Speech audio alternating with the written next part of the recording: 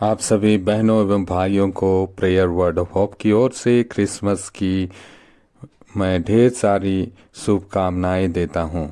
सभी को happy Christmas. इस क्रिसमस ईश्वर आपके लिए एक बड़ी आशीष को लेकर आया है।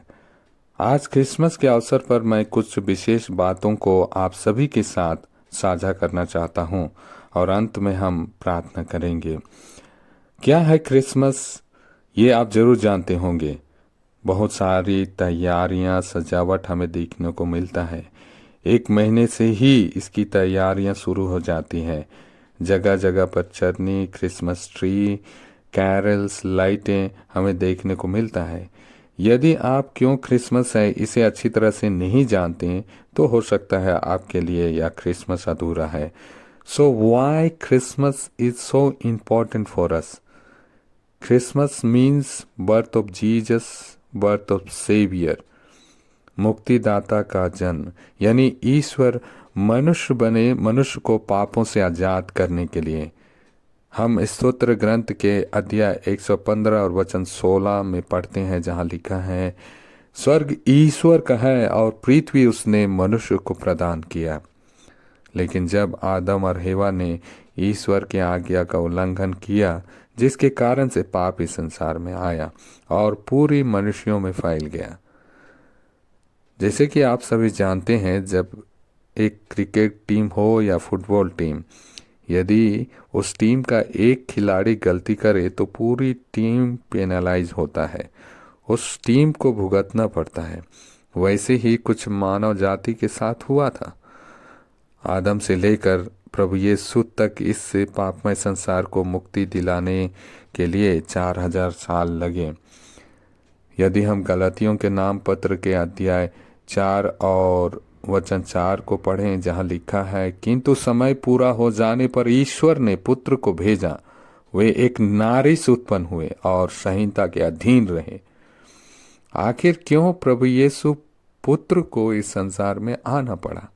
वे इसलिए कि एक ही पापी मनुष्य को दूसरे पापी मनुष्य कभी भी पापों से नहीं छुड़ा सकता। इसलिए ईश्वर को इस संसार में आना पड़ा कि वो हमें पापों से आजाद करे। प्रभु यीशु के जन्म के विषय में अनेकों भविष्यवाणियां हुई हैं। बाइबल स्कॉलर, जो बाइबल के पंडित लोग हैं, वो बताते हैं कि प्रभु यीशु के बारे में 300 से भी अधिक भविष्यवाणियां हुई हैं और उससे जन्म से जुड़ी कुछ भविष्यवाणियां हम यहाँ पे पढ़ेंगे।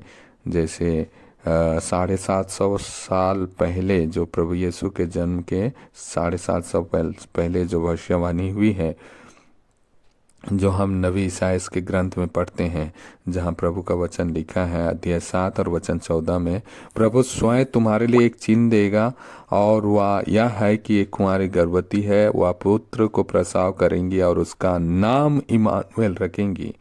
आगे मुक्तिदाता का जन्म दाऊद के घराने में होगा और बेतलहम में होगा।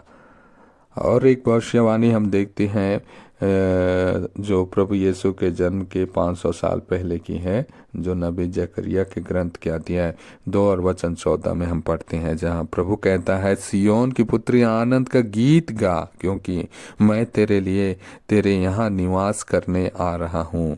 और इसी भविष्यवाणी को हम पूरा होते हुए देखते हैं संत लूकस के सुसमाचार अध्याय 2 और वचन 10 में, जहाँ लिखा है, स्वर्गदूत ने चरवाहों से कहा, मैं आप सभी के लिए बड़े आनंद का सुसमाचार सुनाता हूँ।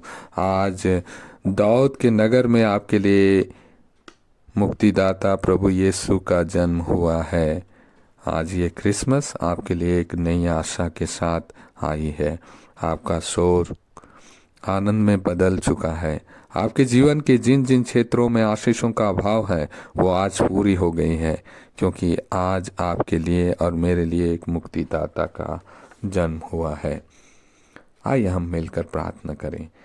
हे अति मधुर यीशु, आप स्वर्ग छोड़कर मेरे लिए संसार में आए, ताकि मैं पापों के बंधनों से आजाद होकर उन आशीषों को प्राप्त करूं और उनका आनंद ले सकूं, जिसे पिता ने मेरे लिए सृष्टि के साथ ठहराया।